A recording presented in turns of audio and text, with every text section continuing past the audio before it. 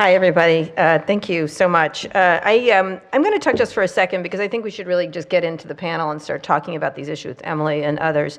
I was trying to think of what I really wanted to say in remarks, but I write a lot about this, and I've been covering Silicon Valley for 25 years. And there's just a few ideas I want you to get in mind before we start this. Yesterday, there was a piece in the Times by Chris Hughes, who was one of the early people at Facebook, a very early person. He wasn't around for a lot of what's happened since. But he was, it really struck a lot of people because he was a founder, and it was quite a strong statement that he felt that Facebook should be broken up. It was something to see, to have a founder do that. He also talked about the unprecedented power of Mark Zuckerberg and the fact that what was going on at Facebook, and I thought it was pretty dramatic, was un-American. It was meant to be shocking, and it was, and I think a lot of people, it pays a lot of attention to something that we've all been talking about. A lot of us have been talking about, which was the growing power of the tech giants over the last decade. From very adorable, smart people to people that might be very dangerous for democracy. It was encapsulated by the 2016 election, which I think we're still trying to sort out and sort out what to do about it. So there's just a couple ideas we need to think about that are critically important to understanding what's going on. And I want to start by quoting an interview I just did with Tristan Harris from the Center for Humane Technology. He had originally gotten a lot of attention talking about addiction and about the issues around, he was an engineer for Google, a product manager, and had a company that Google bought. And he was trying to explain to people, using just the addiction part of it, how much we are pulled into these devices and everything else, just like cigarettes or sugar or anything else. I mean, it got a lot of attention because that's sort of an interesting newspaper-worthy topic, but he was talking about a lot more than just the fact that we can't put down our cell phones or we can't be part of them, and they are programmed to keep us addicted and in the loop of outragification is what he calls it. I want to read this quote, and then I want to talk about a couple quick things and then get right to the panel. I think the tech industry, this isn't within a podcast I just did, it appeared on Monday. I think that the tech industry, it's very hard to understand your power because there you are. You're a Gmail engineer or you're a Facebook news feed engineer, and you're just writing some lines of code every day.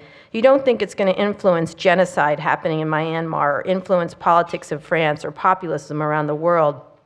The whole point of this big new agenda that they're launching, which is called the Humane Agenda, it's really called Downgrading humanity while computers get upgraded, is to say we need to move from this disconnected set of grievances and scandals, that these problems are seemingly separate: tech addiction, polarization, outragification of culture, the rise of vanities, micro-celebrity culture, everyone has to be famous. These are not separate problems. They're actually coming from one thing, which is the race to capture human attention by tech giants.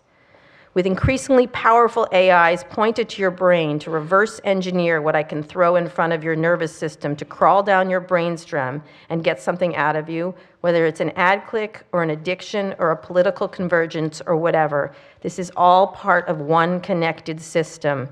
It's called human downgrading, which is the social climate change of culture.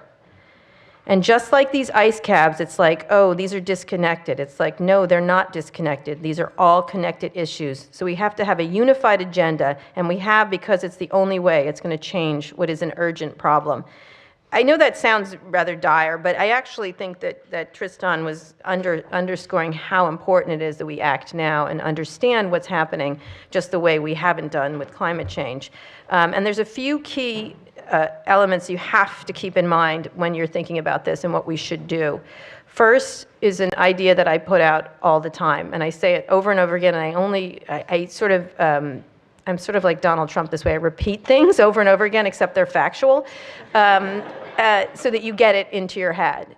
The first one and most critical thing to think about going forward with a lot of new technologies that are coming, because the next technologies are coming are massively different and world-changing in a way that hasn't come before. We've had a lot of amazing innovations in the past 10 years, but what's coming is so much bigger in terms of what's going on, and they encompass everything from AI to automation to robotics to changes in how we move around places, transportation, and they're and to healthcare, to all kinds of things, to food, that they're much different than just Tinder apps and Ubers and things like that, which are also massive changes.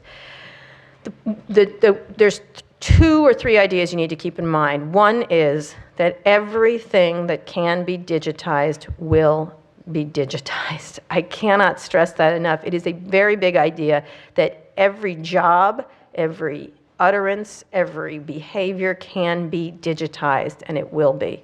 It is a natural inclination to think that we, as humans, we can resist this, but we really can't, because most things can be better done by AI and computers. A lot of jobs, a lot of thoughts, a lot of decision making. And so you have to think about what that means if everything is going to be digitized, what power we have as humans.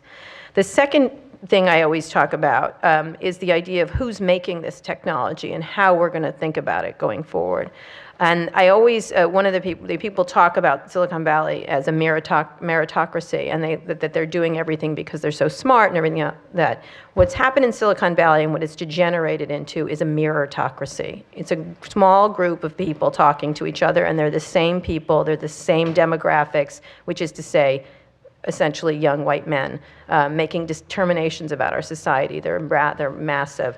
The reason we've had so many problems on these platforms, and having lived with these people for so long, is because most of the people designing these systems are, one, entirely incapable of understanding the bigger social problems behind them. I joke that if Mark Zuckerberg took a humanities course, we might all be in a better place right now, but he didn't. And that they also have no sense of what they're doing, not in a malevolent way, that they really don't understand the implications of what they're doing. I'd urge you to listen to an interview I did with Mark this year, where I tried very hard to get him to understand the impact of his inventions on places like Myanmar and India. He was entirely incapable, not that he's not a nice guy, he's a lovely guy. He was entirely incapable of trying to grok the mistakes that were made at Facebook and what he could do to solve them. The last idea I think you should get in mind is that these people, as smart as they are, really, truly do not have the answers and seem wanting very much to push it off their plates.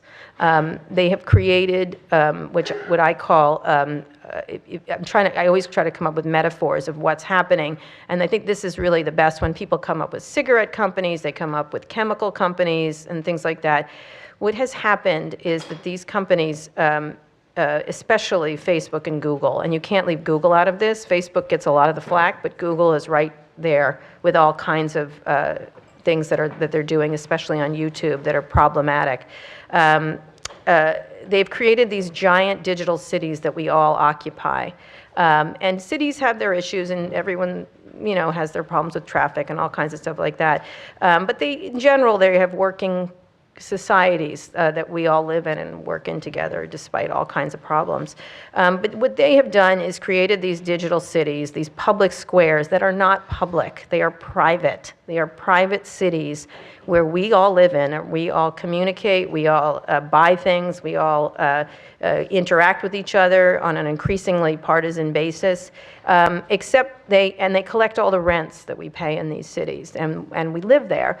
But the problem is they've declined to provide police, fire, garbage, sewers, signs, or almost anything else, and let us day to day figure this out for ourselves in ways that are incredibly confusing while we're being bombarded by all kinds of things they decline to regulate in any way.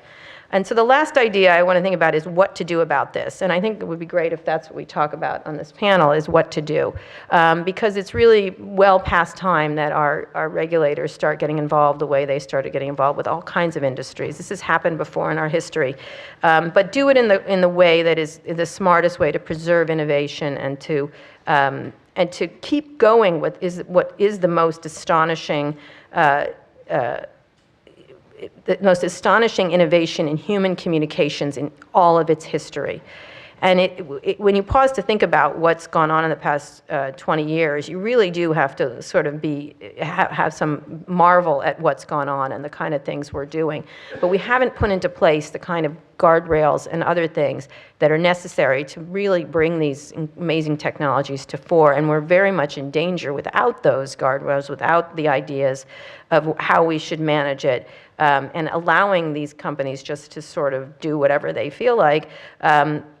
To squander what's so great about them. So I'd love to talk about that and what we're doing. I have lots of different ideas of what to do, and I'm sure others do. And I think that's what we want to talk about. Right. Cool.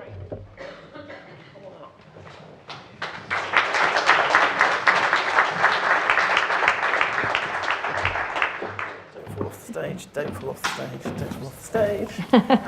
Great. Anyway, should we